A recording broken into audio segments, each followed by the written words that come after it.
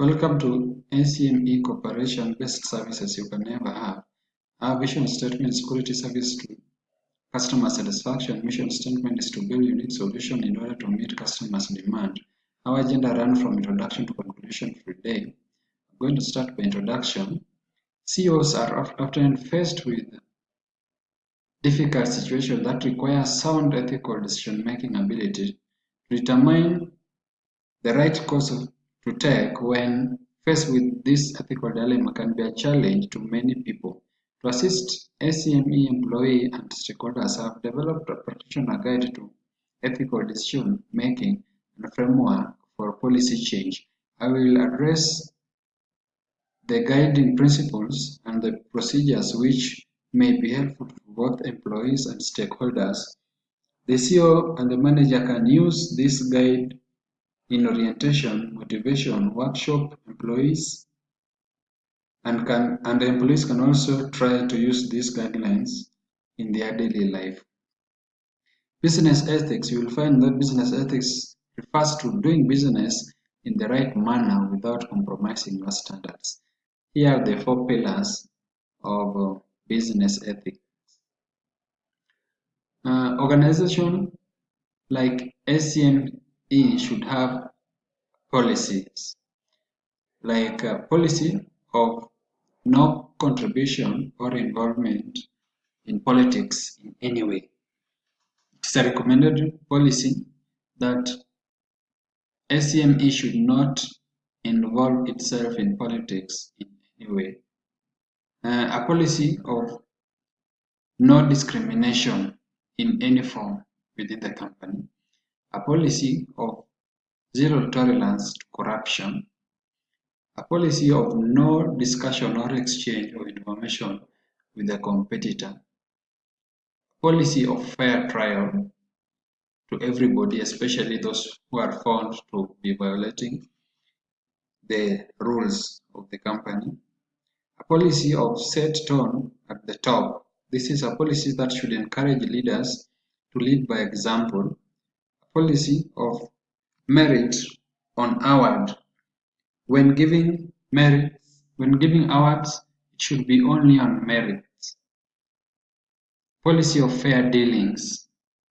As a company, you should have a policy and make it known to everybody in the company that you don't take more than what you deserve. Don't take more or less than what you deserve. And I'll go to the justification of this policy. If the employees and the stakeholders practice this policy, then there will be trustworthiness in the company.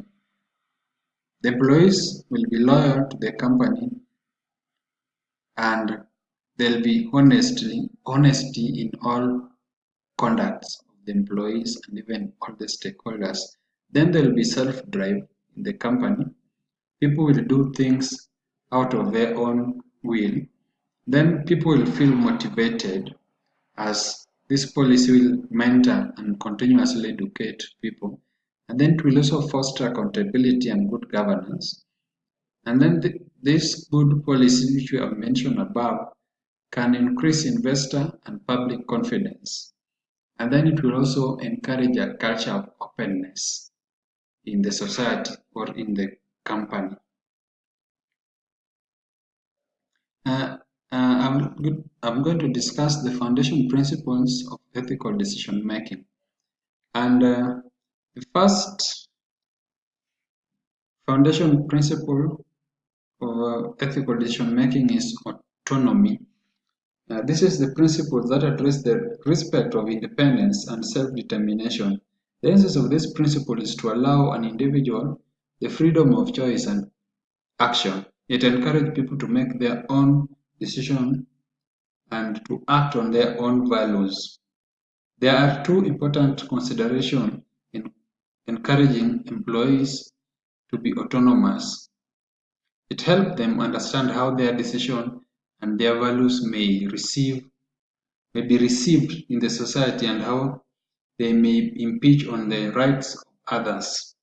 The second principle is principle of justice. This is the principles This is the principle that does not mean, this principle does not mean treating all people equally.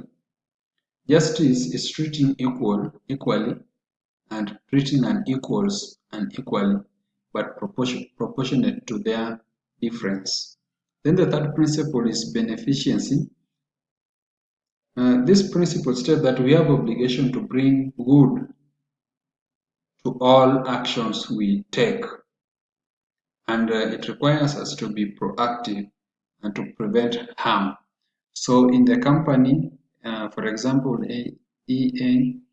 ACME, everybody must do good, or his action must bring good to the society and to everybody involved in the company. Then the fourth principle is non-malevolence. This is a principle that states that we have obligation to do no harm, and where harm has been already done, we should try to minimize and not to increase the harm that was already done or worsen the situation. Each action that we do must reduce the harm that has been done. Then we have the last principle, that is the principle of fidelity. The principle that asks so that employees may trust their managers or CEO and have faith in the CEO's action. They should be loyal and faithful, and they should honor and be committed to the CEO or to the organization. This is the training model. There are 7 steps that should be followed. This is identification of the problem, applying the ACA Code of Ethics. This is the American Counseling Association professional organization body that came up with this ethics. Then the third step in this model is determining the nature and dimension of the dilemma. The dilemma should be properly understood before any action is taken. Then generate potential course of action. This is brainstorming and thinking of any possibility. Then the fifth step is consider the potential consequences of all options and determining the course of action. Then sixth step is to evaluate the selected course of action. This is where you will eliminate some options which are not very good or may not result to the desired action. Then the seventh and the last is to implement the course of action. And then I will go to introduction of the new ethical policy. The first step is clarity. Be clear as possible in communication when you come with a new policy. Then the second step is to give attention to all employees who are going to be involved in this new policy. Then the third step is give general overview to the problem and the situation. Explain to the employees the situation which is current and where you need to go. And then the last is to have a tool necessary to support the implementation of the change. This is the change process according to Lewin's theory. This is the first step is unfreeze, ensure that employees are ready for change. The second step is to change. This is execute the change. Then the third step is to freeze, to ensure that the change remain. I'm going to conclude by saying that good morals and ethics is the heart of every strong organization today. If an organization is formed devoid of ethics, it's just like a cabin built without nails. It does not matter how solid it is or it may appear, it will slowly disintegrate. A culture of ethics is what chains people together, and it is what nails those who are above, those who below, and those who are on side.